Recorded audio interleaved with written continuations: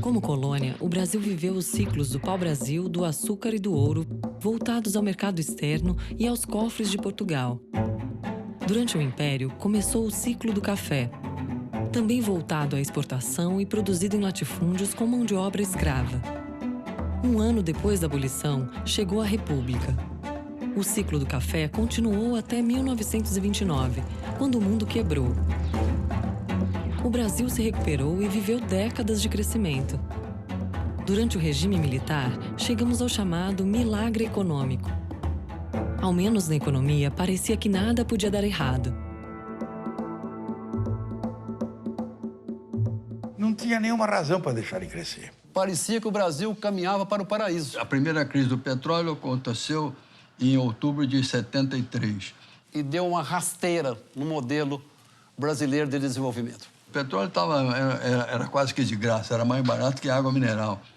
Nós pagávamos $1,60, $1,70 por um barril de petróleo. Era o preço de uma garrafa de água Perrier. Em 74, o Simmons estava pagando $6 o barril. Mais alguns meses depois, $12 o barril. O primeiro choque do petróleo produziu uma crise internacional. A rainha da Holanda andava de bicicleta para economizar a gasolina. Foi um desastre. O Brasil crescia mais do que o Japão, que os países da Europa, mas era um dependente de importação de petróleo. Nós importávamos 80% do petróleo que consumíamos. O que acabou por golpear o modelo de desenvolvimento. Esse modelo, ele acabou encontrando limites. Porque nós não tínhamos petróleo, tínhamos que importar mais e os nossos produtos não valiam muito. E nós não tínhamos condições de pagar a importação. Sem importação, você não produz nada. Foi um tremendo choque. O Brasil entrou numa tremenda crise. Praticamente quebrou, né? O balanço de pagamentos é um resumo de tudo aquilo que o Brasil vende para o mundo exportando e o que ele compra do mundo importando. A chamada conta corrente. É a diferença entre o que entrou e saiu. Isso entra tudo, entra importação, exportação, pagamento de viagens, pagamento de licenças, pagamento de serviços. No fundo, ela não é muito diferente da dívida das pessoas. Quando a família gasta mais do que ganha, ela tem que cortar custos ou se endividar. Ela tem que cobrir aquela diferença com empréstimo. Todo mês ela vai lá, toma um empréstimo para cobrir o caixa. Cada dia ela vai estar mais endividada. E a mesma coisa acontece com o país. Os países todos restringiram as importações, fizeram uma recessão interna para poder administrar o problema. O Brasil não fez isso, não dava. Em vez de recessão, o Brasil preferiu se endividar. Por causa da crise do petróleo, a América Latina toda se endividou. O Brasil se endividou junto com todo o resto do mundo que não produzia petróleo. E, na minha opinião, não tinha outra saída. Qual seria a saída? Fazer um racionamento de petróleo. O Brasil viraria Bangladesh e nunca mais teria se recuperado. E muitos países tiveram crises por isso, porque isso foi gerando dívidas cada vez maiores. Só que, na época, havia a chamada reciclagem competitiva dos petrodólares. Países exportadores de petróleo tinham um excesso enorme de recursos, de dinheiro pronto para ser emprestado. Só que esses países não tinham como usar isso para suas economias domésticas. Os bancos se viram com um volume gigantesco de dinheiro. O sistema financeiro mundial embarcou numa onda de financiamento para países como nunca tinha acontecido. Esse é o mundo mais global que a gente já teve. O sentimento é que é onde o progresso tem lugar e é preciso participar disso, ponto. E o Simmons sabia também que não tinha outra saída para o Brasil, a não ser se endividar. E isso significa que os investimentos americanos deverão continuar crescendo no Brasil. Com o endividamento externo, o Brasil pôde continuar o desenvolvimento. E o Brasil foi para frente. Ele resolveu fazer uma fuga para frente, né? Então, ele criou o segundo PND. Segundo Plano Nacional de Desenvolvimento. Esse plano visou endereçar uma nova etapa no processo de substituição de importações. Mas num nível mais sofisticado. O Brasil resolveu passar para o estágio da produção de bens de capital, máquinas, equipamentos, etc. Na área química, na área siderúrgica, na área de papel e celulose. Infraestrutura, siderurgia, metais não ferrosos. A indústria petroquímica, energia, pesadamente, Itaipu. Estradas de rodagem. Tudo quanto era parque produtivo, novas ferrovias, um programa atômico monumental e criar uma estatal por semana. Criaram 400 estatais. Foram muitos processos simultâneos que deram origem a um grande ciclo de crescimento também. Né? O governo investiu na Petrobras, Eletrobras, Siderbras, Itaipu, Embratel, Angra, Carajás e o Proálcool para a produção do álcool combustível. Vencemos a primeira crise do petróleo, que foi muito pesada, foi muito difícil, mas foi bem administrada. O Brasil continuou crescendo 7% ao ano, mas só pôde continuar fazendo porque tinha crédito externo e acumulando a dívida. Em 1978, esse problema, a dívida externa e a dívida interna tinham aumentado bastante, mas o problema de balanço de pagamento estava superado. E aí é que acontece o segundo desastre, o segundo choque do petróleo.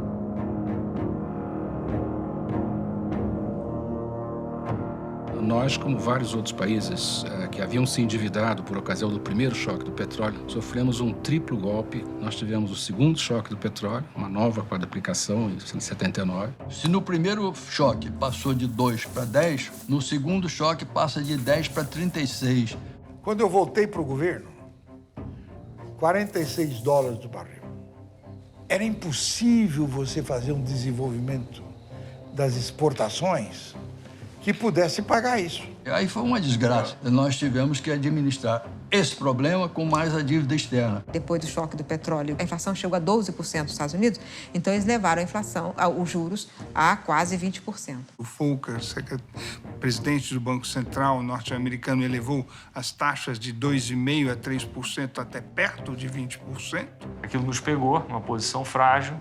Como os nossos contratos eram em juros flutuantes, nossa dívida triplicou, né? Nós já tínhamos uma série de projetos e investimentos ordenados, como Itaipu, por exemplo, que passou a pagar 25% de juros sobre os empréstimos que havia tomado no mercado internacional. Isso reverberou no mundo inteiro, produziu um grande choque, arrochou o crédito mundial. Porque você estava em uma plena crise mundial, uma crise de proporções gigantescas.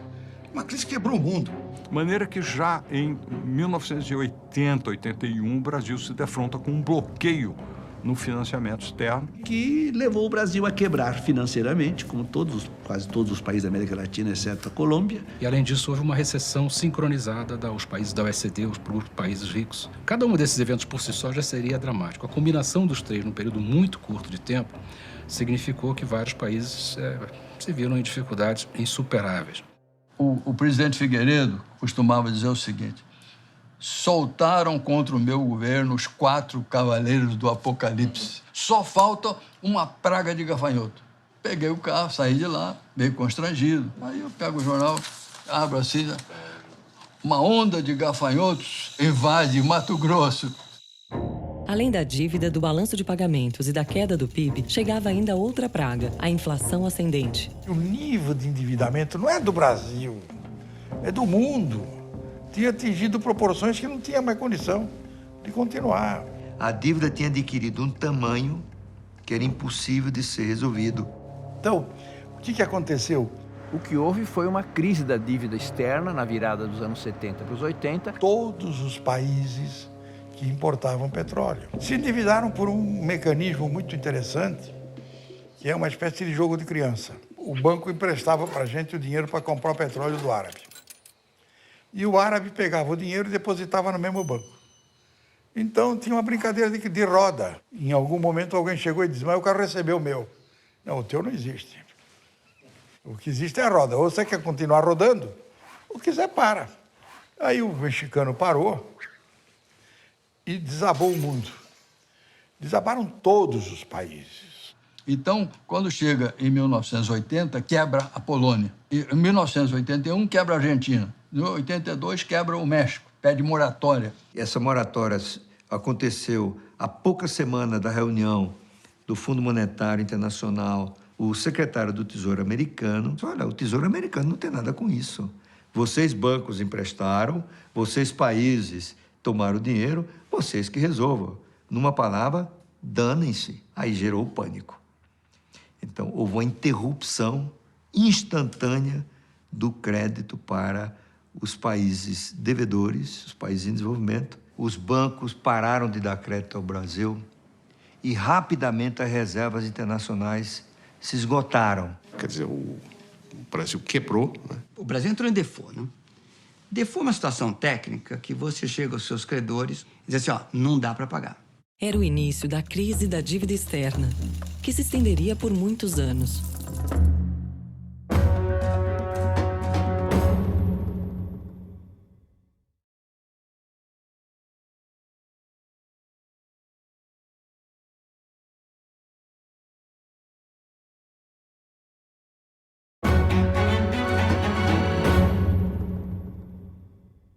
Que se abre uma nova etapa de crise mundial que afeta as economias em desenvolvimento, especialmente as economias da América Latina. There was a sickness that hit the whole of Latin America, including Brazil in the 1980s. It was reflected in the debt crisis.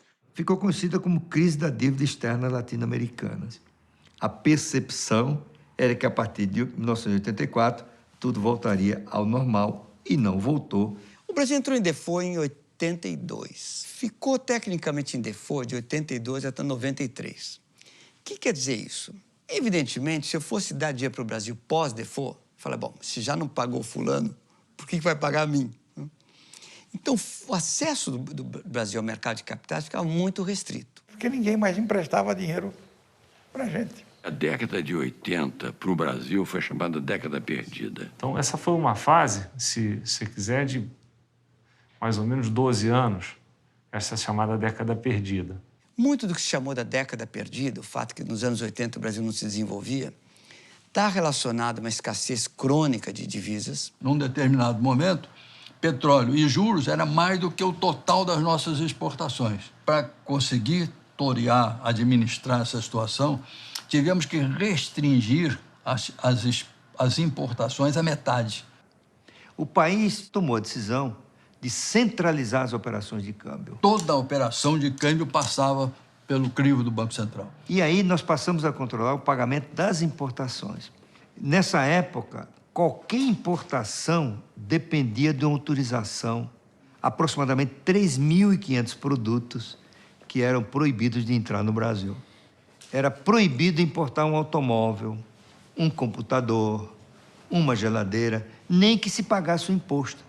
Simplesmente o governo não autorizava. Então, havia guias de importação. Quando a crise se aprofundou, era proibido emitir a guia. A chamada política da gaveta, que chegava o pedido de importação, botava na gaveta, engavetava. O país mantinha um controle de capitais sobre saída. Toda a legislação de evasão cambial, controle de divisa, criminalização da chamada evasão de divisas, é associada a esse período. O grau de, digamos assim, de repressão cambial de tal ordem que transações perfeitamente legítimas, sei lá, passar 30 dias ir com meu filho para a Disney, ser obrigado a comprar no dólar paralelo. Ele existia, era extraoficial, digamos assim, mas estava no jornal. Então, era uma situação absurda de um câmbio que não existia para fins legais, mas que existiam os cambistas e doleiros. Isso não era um problema só brasileiro, não. Boa parte da América Latina funcionava assim. Você, no passado, vivia atormentado com a questão da dívida externa. Era o grande problema brasileiro, a dívida externa. A crise da dívida evoluiu por etapas. A primeira etapa, a rolagem da dívida, como se chamava, que era receber os recursos dos bancos para poder pagar os bancos, para não criar a inadimplência. A prioridade era pagar os bancos, para poder manter a bicicleta rodando, né? E houve uma corrida de procurar recursos para pagar as dívidas, acordos com o Fundo Monetário Internacional, coisas dessa ordem, né? Eu acompanhei todos os ministros da Fazenda que foram a Washington para fazer o périplo da dívida, visita ao Fundo Monetário, visita ao Banco Mundial, visita ao Tesouro Americano.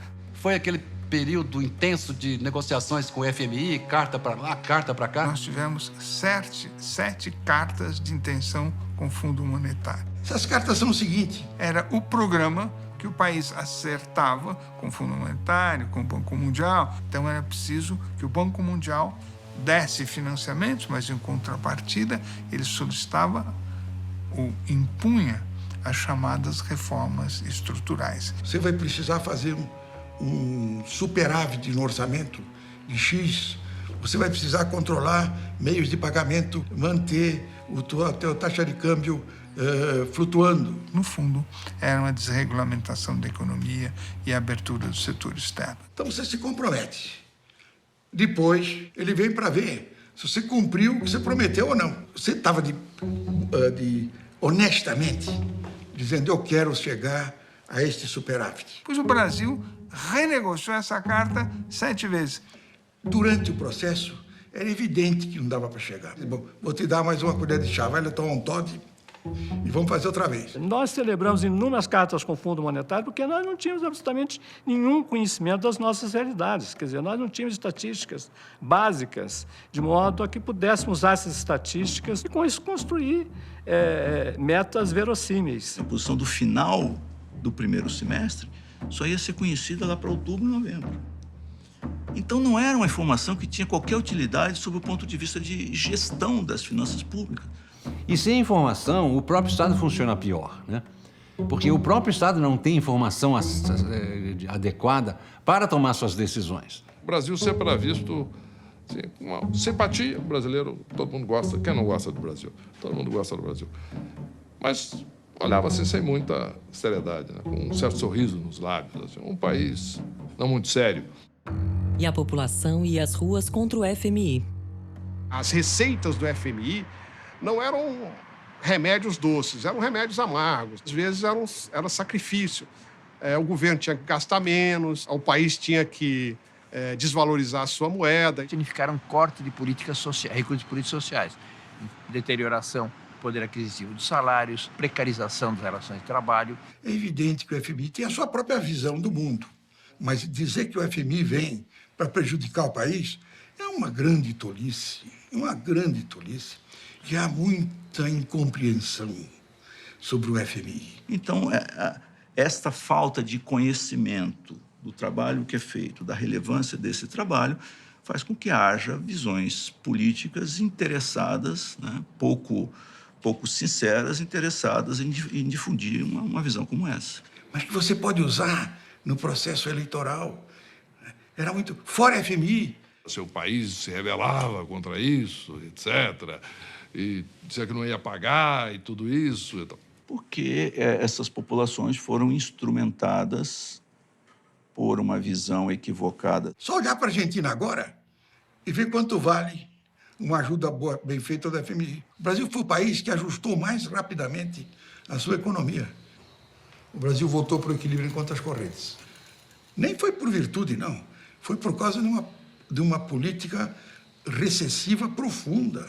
Em 81, nós tivemos uma queda de 3 ou 4% do PIB e em 83, novamente, um encolhimento de 3 ou 4%. Para você ter uma ideia, o PIB per capita brasileiro caiu em nada menos que 81, 82, 83. E o número de gente que precisava trabalhar aumentou muito. Então, tivemos desemprego enorme, tá? Além disso, a dívida continuava aumentando e a inflação continuava se acelerando. O problema da inflação era uma tragédia. E eu digo sempre que a maior frustração da minha carreira pública foi a inflação. A inflação foi crescendo de 15 para 20, 40, 70, 100, 200% de inflação nas nossas mãos. Para nós era uma vergonha. Essas dificuldades econômicas, a meu ver, até ajudaram a antecipar o projeto democrático. A liberdade e a democracia estão aí. Né? Isso vem das lutas direta já. E a gente venceu a ditadura juntos, unidos. A morte foi decretada na Praça da Sé. População na rua pedindo o direito de votar. Eu, aos 19 anos, estava dentro de uma prisão.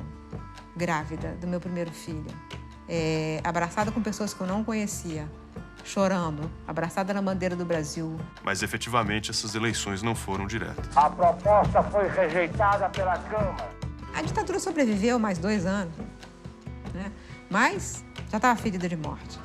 As eleições foram indiretas, mas Tancredo Neves e Paulo Maluf as disputaram como se fossem diretas. A crise se torna cada vez mais profunda e o ministro Dornelles ia ser ministro da Fazenda. Havia entregue a ele, doutor Tancredo, uma churumela de documentos, um cartapácio, sobre a situação da economia brasileira. Alguém quis agradá-lo. Falou assim, doutor Tancredo, o senhor foi fundamental para acabar com a ditadura, botar os milicos para fora. Então o doutor Tancredo falou assim, botamos os militares para fora, coisa nenhuma. Eles viram isso aqui e desistiram. E deu uma gargalhada, né? Em 1985, o Colégio Eleitoral elegeu presidente da República o senador Tancredo Neves. Depois de 51 anos de trajetória pública no país, onde foi quase tudo, né? Depois de viver o drama de Getúlio, sendo seu ministro da Justiça, foi primeiro-ministro do parlamentarismo, ele foi governador de Minas, ele foi presidente do BNDES. O Tancredo foi diretor da SUMOC, que depois que é a semente do Banco Central. Um homem com esse currículo, com essa história, aos 74 anos, consegue chegar ao seu objetivo de vida inteira, subir a rampa do palácio, mas sobe num caixão, sob a bandeira nacional e com o país todo chorando e sofrendo. Tragédia grega, a brasileira. 21 de abril, o fim do martírio. Morre Tancredo. Depois do enterro, em São João del Rei, Sarney pede um pacto político para governar o país. Quando veio a morte de Tancredo, primeiro veio a perplexidade. Assume o presidente José Sarney, que era o vice. Vice era um pouco aquilo que o Jô Soares falava, né? Vice não é nem nome de rua. De repente, o destino me levou a essa solução que foi o maior choque que eu podia ter na vida. Calcule o que é às 4 horas da manhã, você ser avisado que vai assumir a presidência de um país do tamanho do Brasil, com os problemas que ele estava tendo, saindo de uma transição democrática e com todos os problemas que nós vivíamos, de natureza econômica, de natureza social e de natureza política. O vice José Sarney assume interinamente a presidência no dia 15 de março. A ditadura entregou a economia desorganizada, do ponto de vista fiscal, muita desordem nas contas públicas, uma inflação alta e o país com uma dívida que não conseguia pagar. Então, eles deixaram a terra arrasada. Uma crise que tinha sido gerada primeiro pelo choque do petróleo, depois pelo alto custo do serviço da dívida. Terceiro, pelos números baixíssimos do PIB e quarto, pelo problema da inflação. E eles agora caíam no meu colo, de repente, sem que eu tivesse uma preparação política para que pudesse resolvê-los. Uma das frases mais impressionantes que eu ouvi foi a seguinte: o maestro foi embora e levou a partitura. Eu era um vice-presidente e não tinha partido político, porque eu estava saindo de uma dissidência, não tinha grande penetração na grande mídia nacional, não tinha apoio de grandes grupos econômicos. Não tinha, evidentemente, o capital político que tinha Tancredo Neves. Ele tinha rejeição de grande parte do universo político, particularmente do PMDB, que era o partido dominante. Porque se, na realidade, eu assumi o governo, o poder ficou com o PMDB na figura de Ulisses Guimarães. Eu tinha quase que certeza que eu era um presidente da República, daqueles que o Brasil tinha eleito destinados a serem depostos. Durante o governo Sarney houve momentos perigosos. Havia gaviões dentro do governo Sarney, havia golpistas dentro do governo Sarney. Entre os cenários, golpe.